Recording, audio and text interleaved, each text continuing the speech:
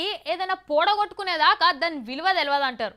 కానీ మనోళ్లకు ఉన్నదంతా ఊడ్చిపెట్టకపోయినా కానీ సోయి రాదుగాక రాదు. పోయిన కాడికి ఎప్పుడో పోయింది కానీ ఇక ఉన్నదాన్నన్నా చక్కగా చూసుకుంటారనే నా బాధంతా. ఇంతకు పోయిందేంది ఇలువేంది లచ్చమ్మ ఏం చెప్తుంది అనుకుంటుర్రా? ఇగో గీ ముచ్చటింటే మీకే పూర్తిగా అర్థమవుతుంది. ఈనుండ్రి. దూరపు కొండలు నునుపన్న ముచ్చట ఎరికే కదా మీకు. అగో సేమ్ అట్లనే చేస్తున్నారు మన భారత సర్కార్ వాళ్ళు. ఏ ముచ్చట్నైనా బయటి దేశాల వాళ్ళు గుర్తుపట్టి చెప్పేదాకా చెవు మీద పేను వార్తలేదు మనోళ్లకు. ఎందుకంటే నేతాజీ సుభాష్ చంద్రబోస్ వాడిన కారును పనికిరాని సామాన్ లెక్క మూలకు పడేసిండ్రట.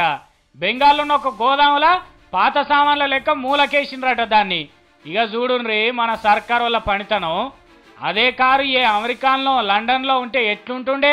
దాన్ని మంచిగా సాఫ్ చేసి ఏలం పాట పెడుతుండే వాళ్ళు.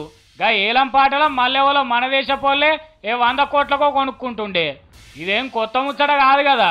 అట్లా ఇదివరకు కూడా మస్తుగా అయినాయి. గాంధీజీ వాడిన చెప్పులు, ఆయన వాడిన గడియారం, ఇట్లా మన జాతీయ నాయకుల వస్తువులను బయట దేశాల వాళ్ళు ఏలం పాట పెట్టి సొమ్ము చేసుకున్నారు. వాళ్ళు ఏలం పాట పెడితేనే అయ్యో మనయే కదా అని బయట దేశాలలో ఉన్న మనోళ్ళే ఎవరైనా ఇజ్జత్ పోకుండా కాపాడుతుంటారు.